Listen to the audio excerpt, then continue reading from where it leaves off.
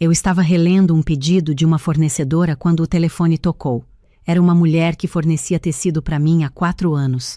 Uma senhora de voz firme e vocabulário direto, com quem eu nunca tinha tido nenhum problema em nenhuma negociação. Quando vi o nome dela na tela, achei que era sobre o lote de malha que eu tinha pedido para o mês seguinte. Atendi com a caneta ainda na mão, pronta para anotar. Ela não falou sobre tecido nenhum. Disse que tinha recebido uma ligação de um rapaz que se identificou como o novo responsável pela minha boutique, que ele tinha pedido para alterar o endereço de entrega do próximo pedido e que queria também renegociar o prazo de pagamento porque a gestão estava mudando. Ela disse que tinha achado estranho que a gente sempre tratou diretamente e que antes de fazer qualquer coisa ela queria confirmar comigo se aquilo era verdade. Eu fiquei com a caneta suspensa no ar por alguns segundos. Pedi que ela repetisse. Ela repetiu. Agradeci, disse que ia verificar e que ela não devia alterar absolutamente nada até eu entrar em contato de volta. Desliguei.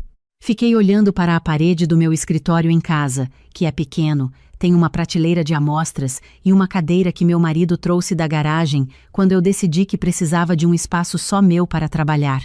Fiquei olhando para aquela prateleira por um tempo que não sei dizer quanto era, tentando encaixar o que eu tinha ouvido numa lógica que fizesse sentido. Não encaixava. Para entender o que aconteceu naquele dia, preciso voltar um pouco. Não vou contar tudo desde o começo, porque isso seria longo e porque não é essa a história que eu vim contar.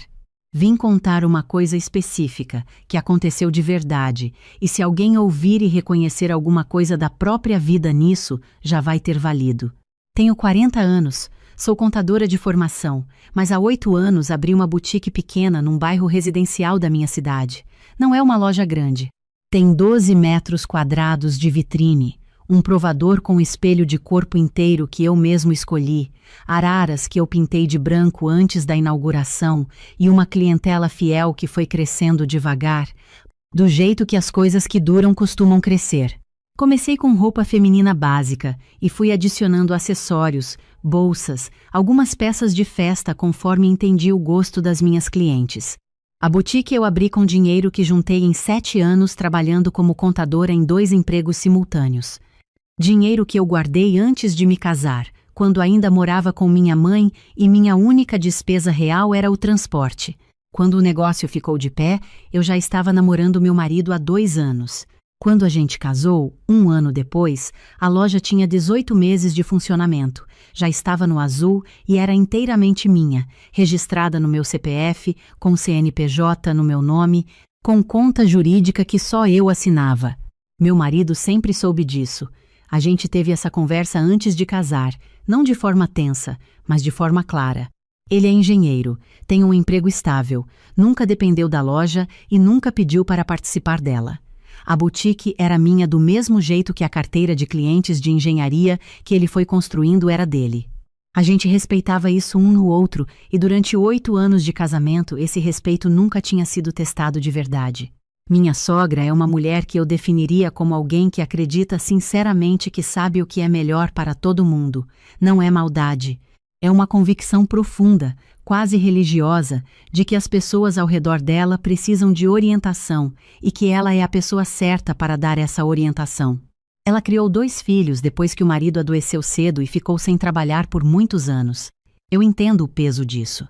Mas há uma diferença entre uma mulher que aprendeu a resolver tudo sozinha por necessidade e uma mulher que passou a achar que resolver tudo sozinha incluía resolver as coisas dos outros também, sem avisar. Meu marido é o filho mais velho.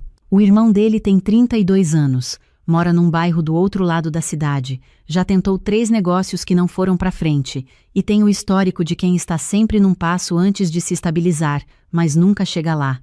Não é uma pessoa ruim. É uma pessoa que não encontrou o caminho ainda e que, enquanto não encontra, orbita em torno da mãe e do irmão mais velho, esperando que alguma coisa se encaixe. Eu nunca tive problema com ele. A gente se cumprimentava nas festas de família, conversava sobre coisas superficiais e era isso. Ele nunca tinha aparecido na minha loja, nunca tinha pedido nada relacionado ao meu negócio, nunca tinha cruzado nenhuma linha que eu precisasse traçar. Até aquele dia. Depois que desliguei o telefone, fiquei mais alguns minutos no escritório. Depois levantei, fui até a sala, onde meu marido estava lendo alguma coisa no tablet. Sentei no sofá em frente a ele e esperei que ele levantasse o olhar. Preciso te perguntar uma coisa. Ele abaixou o tablet. Contei o que a fornecedora tinha me dito, palavra por palavra, na sequência em que tinha ouvido, sem acrescentar nenhum comentário meu ainda. Enquanto eu falava, o rosto dele foi mudando de uma maneira que eu conheço depois de 8 anos. Primeiro a atenção, depois uma hesitação pequena, quase imperceptível, e depois uma expressão que eu só reconheci porque já tinha visto antes em outras versões, a expressão de alguém que está fazendo um cálculo rápido sobre o quanto precisa dizer. Não perguntei se ele sabia. Disse o que eu precisava saber diretamente. Seu irmão foi à minha loja?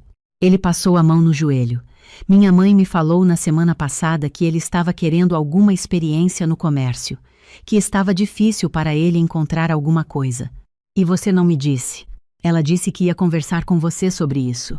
Ela não conversou comigo sobre nada. Ela ligou para a minha fornecedora dizendo que ele era o novo responsável. Ele ficou quieto. Aquele silêncio não era surpresa. Era o silêncio de quem esperava que a situação se resolvesse de outro jeito e está descobrindo agora que não se resolveu. Eu me levantei, peguei a bolsa e as chaves da loja que ficam num gancho perto da porta da cozinha. Vou até a boutique agora. Ele se levantou também. Eu vou com você. Eu olhei para ele por um segundo. Tudo bem. Aceitei porque sabia que ia precisar de alguém que tivesse visto o que eu vi, não para me defender, mas porque minha sogra era completamente capaz de reconstruir qualquer versão de qualquer história, desde que não houvesse testemunha presente. Chegamos à boutique 40 minutos depois. A porta estava aberta, o que já era errado porque eu sempre deixo fechada quando não estou. A faixa de enrolar na vitrine estava levantada só até a metade, também diferente do jeito que eu costumo deixar. Entrei com a chave que estava desnecessária, porque a porta já estava aberta, e o que eu encontrei foi meu cunhado em pé, perto do caixa, com o celular na mão, olhando para uma das araras, como se estivesse avaliando como rearranjar as peças. Havia também uma caixa de papelão aberta no chão, com o que pareciam ser algumas embalagens de cabide novos. Ele me viu entrar e teve a expressão de quem foi pego fazendo algo que ainda não tinha certeza se era errado. Não a expressão da culpa, a expressão da dúvida. Olá, disse ele. A mamãe disse que você sabia. Eu não sabia, eu disse. Quem te deu a chave? Ele olhou para meu marido, que estava parado atrás de mim. A mamãe tinha uma cópia, ele disse. Fiquei parada por um momento. Minha sogra tinha uma cópia da chave da minha boutique. Uma cópia que eu tinha dado a ela 2 anos antes, quando fiz uma reforma rápida e precisei que alguém abrisse para o pedreiro num dia que eu não podia estar presente. Uma cópia que eu nunca pedi de volta porque não tinha pensado nisso, porque nunca imaginei que fosse necessário. Esse detalhe disse mais sobre o que tinha acontecido do que qualquer explicação que alguém pudesse me dar. Pedi que meu cunhado pegasse a caixa de cabides e saísse. Disse com a mesma clareza que eu usaria para explicar um procedimento de fechamento de caixa. Sem crueldade, sem grito, com a objetividade de quem está corrigindo um erro técnico. Ele ficou me olhando por um momento, depois olhou de novo para meu marido, que não disse nada, e saiu com a caixa debaixo do braço. Meu marido fechou a porta depois que ele saiu. Andei pelos 12 metros da loja verificando cada coisa. As araras estavam levemente diferentes da disposição que eu tinha deixado, nada drástico, mas diferente o suficiente para eu perceber. O caixa estava desbloqueado. A cópia de segurança do sistema de vendas tinha sido acessada naquele dia às 10 da manhã, o que eu vi quando abri o tablet que fica embaixo do balcão. Eram 11h40. Ele estava lá há menos de 2 horas e já tinha acessado o sistema de vendas. Meu marido ficou de pé perto da porta enquanto eu verificava tudo. Quando eu terminei, ele disse: "Ela não devia ter feito isso." "Não devia", eu disse. "Vou ligar para ela agora." "Você vai ligar ou vai esperar para ver se esfria?" Ele ficou me olhando por um segundo. "Vou ligar agora."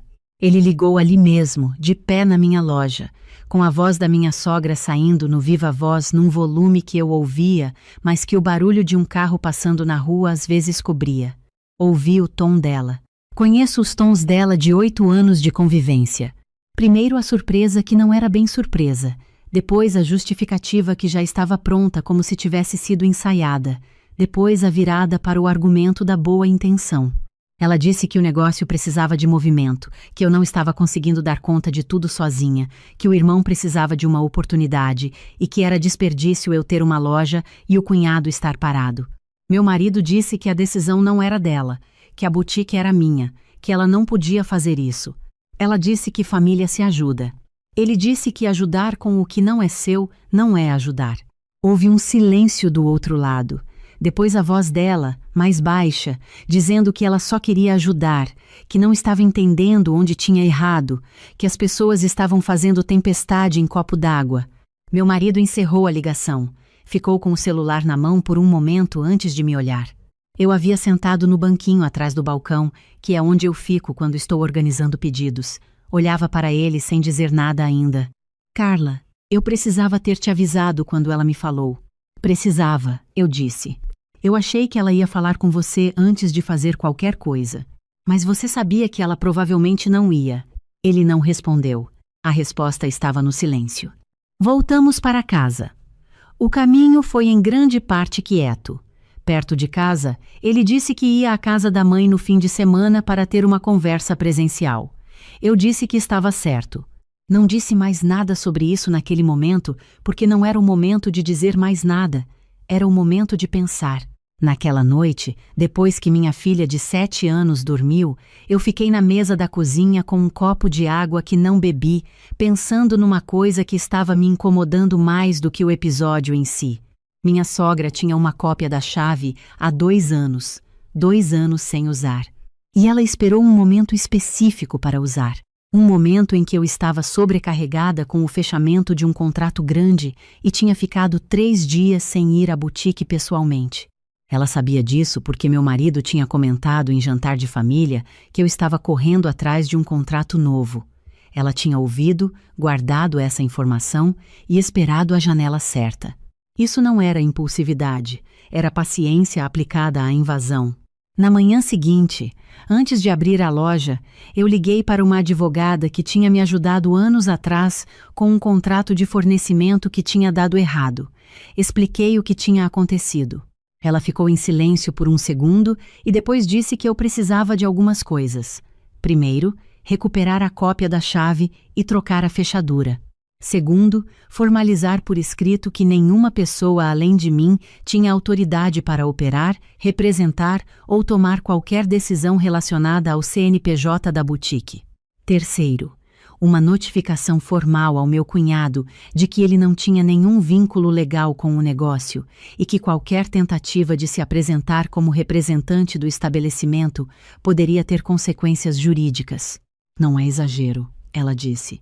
É estabelecer em documento o que já deveria estar claro em prática. Eu concordei com tudo. Naquele mesmo dia troquei a fechadura. Mandei uma mensagem para minha sogra pedindo que devolvesse a cópia da chave antiga. Ela respondeu depois de 2 horas dizendo que ia procurar. A chave chegou por meio do meu cunhado 3 dias depois, entregue na portaria do nosso prédio num envelope sem nenhum bilhete. Na quinta-feira, minha cunhada me mandou uma mensagem. Era longa. O tipo de mensagem que você percebe que foi escrita e reescrita várias vezes antes de ser enviada, porque cada parágrafo tem um tom ligeiramente diferente, como se a raiva fosse calibrada e depois recalibrada ao longo do processo.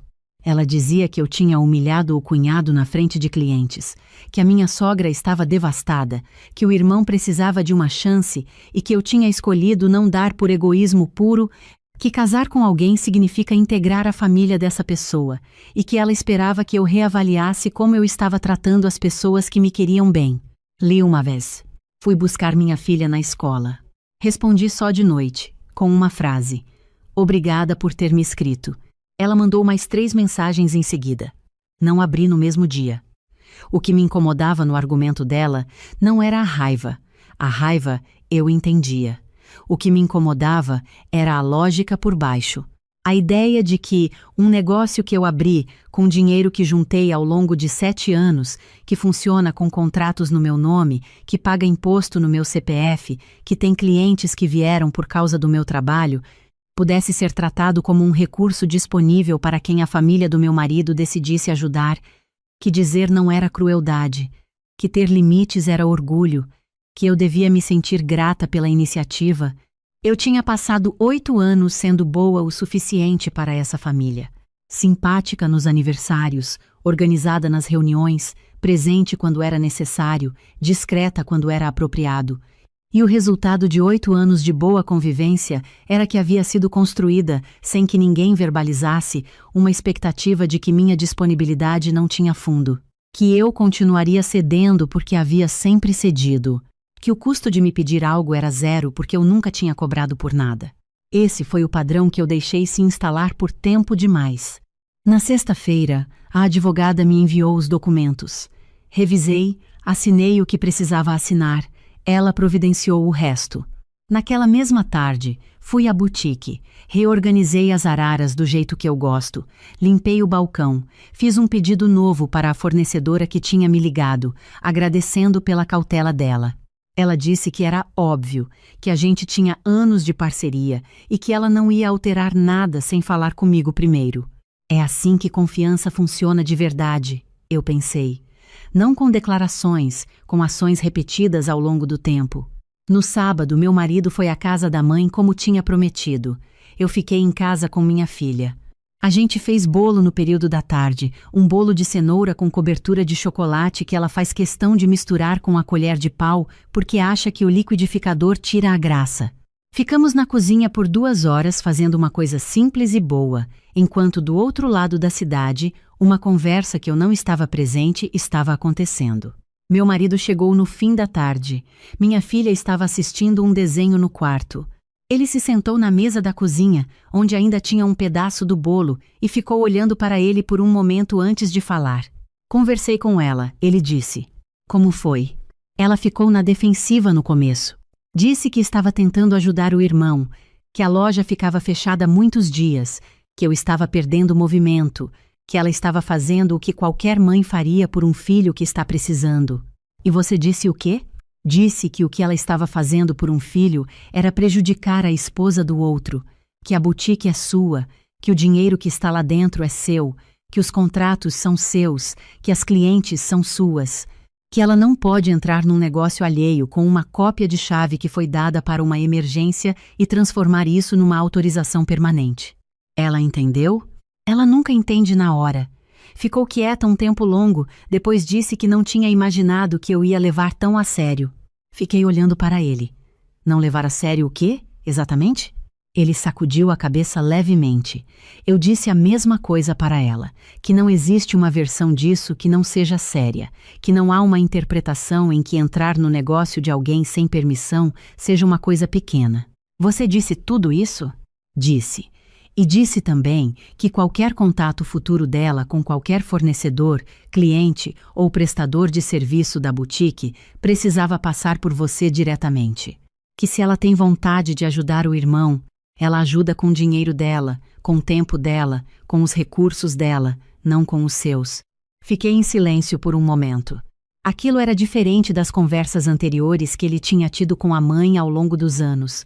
Não era a versão de acomodar os dois lados. Era uma posição. Tem uma outra coisa, ele disse. Eu esperei. Quando minha mãe me falou sobre o irmão, ela não mencionou que tinha intenção de usar a chave. Ela disse que estava pensando em conversar com você sobre a possibilidade de ele ajudar na loja algumas horas por semana. Eu deveria ter te dito naquele momento, deveria ter perguntado se você tinha algum interesse nisso. Não disse porque achei que ela ia falar com você antes de agir, mas eu sabia que ela tinha a chave. E eu não pedi que ela devolvesse. Continuei olhando para ele. Isso foi um erro meu, ele disse. Não foi inocência, foi omissão. Eu escolhi não fazer a pergunta porque a resposta ia gerar um conflito que eu preferia não ter, e isso te prejudicou. Tinha anos que eu esperava que ele dissesse isso. Não exatamente essas palavras, mas esse reconhecimento. Não o tipo de desculpa que é um protocolo para encerrar o assunto, mas o tipo que nomeia o padrão. Por que você foi com ela quando o cunhado estava lá? Você já sabia o que tinha acontecido? Eu suspeitava quando a fornecedora ligou. Quando você me contou, eu tinha quase certeza. Fui porque sabia que devia estar lá. Não podia te deixar ir sozinha para corrigir algo que eu tinha contribuído para que acontecesse. Ficamos em silêncio. Lá no quarto, o desenho da minha filha tinha terminado e ela estava cantarolando alguma coisa que eu não reconhecia. Uma melodia inventada, repetida em variações, do jeito que crianças fazem quando estão ocupadas com alguma coisa interna. Você acha que fui longe demais com a advogada? Eu disse. Não acho. Acho que o que foi longe demais foi ela usar uma chave que não era dela para fazer uma coisa que não foi autorizada. O documento é uma resposta proporcional. Assentiu devagar. Não o aceno de quem está encerrando o assunto, o de quem está chegando em algum lugar. A semana seguinte ficou com aquela temperatura específica que a gente aprende a reconhecer depois de um tempo junto. Não era briga aberta. Era uma quantidade de silêncios um pouco maior do que o normal. Conversas que ficavam um pouco mais no território do necessário, o clima de quando duas pessoas que se conhecem muito estão navegando algo que ainda não fechou completamente. Minha filha percebeu. Criança percebe sempre, não os detalhes, mas a temperatura. Ela me perguntou na terça se eu estava preocupada com alguma coisa. Eu disse que o papai e eu estávamos resolvendo uma questão de adulto, mas que estava tudo bem. Ela aceitou com a tranquilidade de quem confia no processo, sem precisar entender todos os passos. Na quarta-feira, recebi uma mensagem da minha cunhada novamente, mais curta dessa vez. Dizia apenas que ela esperava que a gente conseguisse resolver isso de forma madura, que família era mais importante do que qualquer negócio. Li, não respondi. O argumento dela me ficou na cabeça mais tempo do que eu queria. Não porque eu concordasse, mas porque eu precisava entender por que ele era errado de forma precisa, não só intuitiva. Família não é o mesmo que acesso irrestrito aos recursos uns dos outros. Família é um conjunto de relações que funcionam com respeito mútuo ou não funcionam de verdade. Quando alguém usa o nome da família para justificar tomar uma decisão sobre o que é seu, o que está sendo feito não é amor, é conveniência com vocabulário afetivo. E há uma diferença enorme entre as duas coisas, mesmo que pareçam iguais de longe. Eu tinha levado tempo demais para entender essa diferença na prática. Não em teoria eu sabia. Mas havia uma distância entre saber e agir de acordo com o que se sabe. E nessa distância tinham cabido 8 anos de pequenas concessões que pareciam razoáveis uma a uma e que juntas tinham construído uma expectativa que não era razoável de forma nenhuma. Numa quinta-feira fui à boutique de manhã e fiquei lá até o fim do dia. Atendi 6 clientes, 2 das quais eram antigas, do tempo da inauguração, que ainda vem toda a estação ver o que chegou de novo. Uma delas comprou um conjunto de linho bege que eu tinha separado mentalmente para ela quando chegou no estoque, porque o caimento era exatamente o que ela gosta. Quando ela experimentou e se viu no espelho, ela disse que era igualzinho ao que ela tinha descrito para mim meses atrás. É porque eu anoto, eu disse. Ela riu e disse que era por isso que ela voltava sempre. Esse é o tipo de coisa que não se constrói em 2 dias. Não se constrói com boa vontade, nem com intenção, nem com cópia de chave. Constrói-se com presença, com atenção, com anos de entender o gosto de cada pessoa que entra pela porta. É trabalho. E trabalho tem dono. 3 semanas depois do episódio, minha sogra me mandou uma mensagem. Era curta, cuidadosa. O tipo de mensagem em que você percebe que a pessoa escreveu e apagou várias versões antes de enviar a que ficou. Dizia que ela sabia que tinha errado, que a intenção nunca foi me desrespeitar, que ela só estava pensando no irmão e não havia pensado direito sobre como agir e que esperava que, com o tempo, a gente conseguisse encontrar um caminho de volta para uma boa relação. Não era um pedido de desculpas completo. Era o máximo que ela conseguia fazer sem abrir mão do orgulho inteiro. Mas era real, no sentido de que ela havia parado, havia pensado e havia enviado. Isso não é pouca coisa para quem nunca recuou de nada. Respondi com cuidado, disse que eu entendia, que também esperava isso, que o tempo resolve o que as palavras ainda não alcançam. Não fingi que estava tudo resolvido. Não estava. Esse tipo de coisa não se cura com uma mensagem de texto, cura com o tempo e com a consistência de que o que mudou vai continuar mudado, mas alguma coisa havia se mexido, e movimento real é diferente de gesto. O que eu aprendi com tudo isso é uma coisa que eu já sabia, mas que só entendi de verdade quando precisei defender na prática. Ceder por medo de conflito não é generosidade, é autopreservação com custo disfarçado. Quando você abre mão repetidamente não porque quer, mas porque o custo de não abrir mão parece alto demais, você não está sendo boa, está sendo gerenciada. E há uma diferença fundamental entre as duas coisas, porque na segunda você carrega o peso sozinha e a conta nunca fecha de verdade. Eu tinha carregado esse peso por tempo demais. Não porque minha sogra fosse uma pessoa essencialmente má, não porque meu marido fosse um vilão, mas porque havia um sistema de expectativas que foi sendo montado ao redor da minha disponibilidade. E enquanto eu estava disponível, ninguém precisava olhar para o sistema. Foi só quando eu parei de estar disponível da maneira que o sistema esperava que todo mundo teve que olhar para o que estava ali e decidir o que fazer com o que viu. Meu marido decidiu olhar. Isso foi o que eu não esperava e foi o que importou mais. Numa manhã de sábado, fui à boutique sozinha. Levei o café numa garrafa térmica, o que faço quando sei que vou ficar um tempo organizando estoque e não quero parar no meio. Abri a porta com a chave nova, que tem um peso ligeiramente diferente da antiga, suficiente para eu perceber toda vez que entro. Entrei, liguei as luzes e fiquei um momento parada na entrada olhando para o espaço. 12 metros quadrados que eu pintei, organizei, decorei, aprendi a administrar, clientes que eu conquistei uma a uma ao longo de 8 anos, fornecedoras que eu escolhi depois de testar várias. Um sistema de caixa que eu mesma configurei porque não queria depender de ninguém para entender os próprios números. Um negócio que era meu antes de ser esposa, antes de ser mãe de novo, antes de qualquer papel que a vida foi acrescentando depois.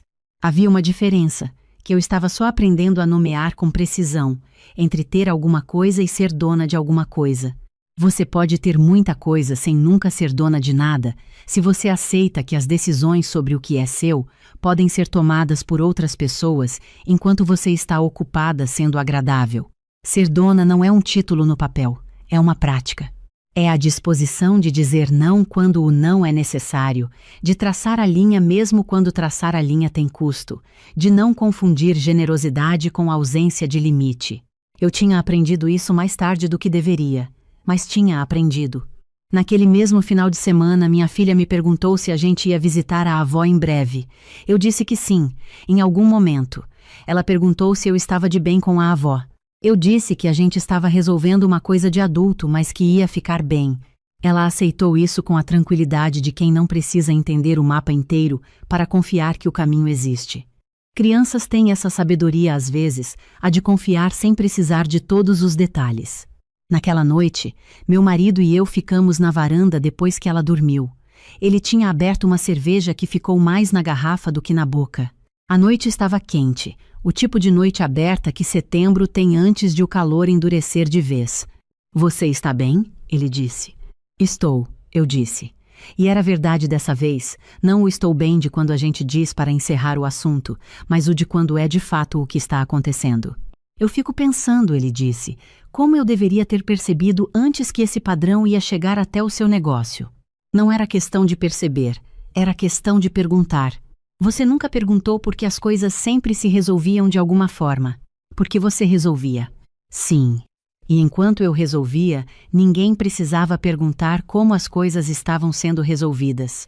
Ele ficou em silêncio por um tempo. Lá no fundo do quarteirão, alguém tinha um rádio ligado com uma música que chegava até nós em fragmentos, baixo o suficiente para ser atmosfera, alto o suficiente para lembrar que existia. "O que sua mãe vai fazer agora?" eu perguntei. "Vai ficar ressentida por um tempo. A sua cunhada vai continuar achando que você exagerou. O irmão provavelmente não entende a extensão do que aconteceu porque ninguém vai contar a versão inteira para ele. Isso é problema deles." "É." E eu disse para ela que qualquer conversa futura sobre qualquer coisa relacionada ao seu negócio precisa ser com você, não comigo, não por recado, não por suposição, com você diretamente. Respirei fundo. "Obrigada." "Não precisa agradecer", ele disse. Era o que devia ter sido dito antes.